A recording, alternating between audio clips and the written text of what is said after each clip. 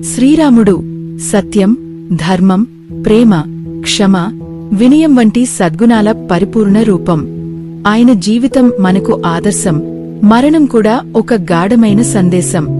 ఈ కథనం ద్వారా శ్రీరాముని చివరి రోజులను, ఆయన ధర్మపరాయణతను మరియు పరమపద ప్రయాణాన్ని తెలుసుకుందాం. శ్రీరాముడు సీతమ్మను తిరిగి పొందిన తర్వాత అయోధ్యలో రాజ్యాన్ని పాలించసాగాడు. ఆయన పాలన ప్రజలకు సంతోషాన్ని, శాంతిని తెచ్చింది. కాని ప్రజల మధ్య సీతమ్మపై వచ్చిన అనుమానాలు ఆమెను మరోసారి అరణ్యంలో విడిచిపెట్టడానికి శ్రీరాముడిని ప్రేరేపించాయి.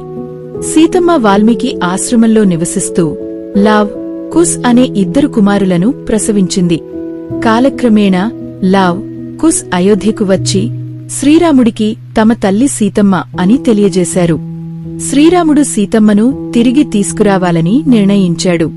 కాని సీతమ్మ భూదేవిని పిలిచి తనను తీసుకెళ్లమని ప్రార్థించింది. భూదేవి భూమిని చీల్చి సీతమ్మను తనలోకి తీసుకుంది. శ్రీరాముడు ఈ సంఘటనతో విషాదంలో మునిగిపోయాడు. శ్రీరాముని పరమపద ప్రాప్తి.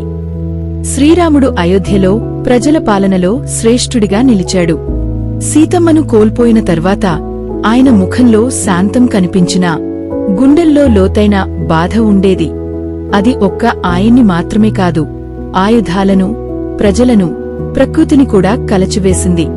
సీతమ్మ భూమిలో కలిసిపోయిన తర్వాత అయోధ్య నగరం నిస్సంగతతో నిండిపోయింది. గాలి ఆగిపోయినట్లు, పక్షులు కుయకుండా పోయినట్లు అనిపించింది. ఆకాశం ఎప్పుడూ తెల్లటి మబ్బులతో కప్పుకుపోయేది. సూర్యుడు సరిగా ప్రకాశించకుండా వెలుతురు నీరసంగా మారిపోయింది. ఒకరోజు యమధర్మరాజు యుషిరూపంలో శ్రీరాముని వద్దకు వచ్చి తనతో ఏకాంతంగా మాట్లాడాలని కోరాడు.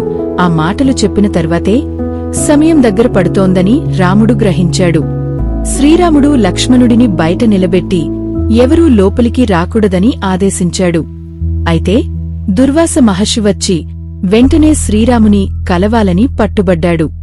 లక్ష్మణుడు దుర్వాసుని కోపాన్ని భయపడి లోపలికి వెళ్లాడు. శ్రీరాముడు తన ఆదేశాన్ని ఉల్లంఘించిన లక్ష్మణుడిని దేశనిష్కాసితుడిగా ప్రకటించాడు. లక్ష్మణుడు తప్పుగా లోపలికి రాగానే ఓ నిబంధన ఉల్లంఘన జరిగింది. రాముడు కన్నీటి కన్నులతో లక్ష్మణుడిని త్యజించాడు. లక్ష్మణుడు సరియు నదిలో జలసమాధి అయ్యాడు. లక్ష్మణుడు సరియు నదిలో జలసమాధి అయ్యే సమయంలో ఆకాశం నుండి పెద్ద గర్జన విన్నారు ప్రజలు. వృక్షాలు వెక్కిరించడానికి ప్రారంభించాయి. ఆకాశం మెరుపులతో నిండిపోయింది. పక్షులు పైకి ఎగిరిపోయాయి. అది ఒక ఆత్మా సంచార ఘట్టం.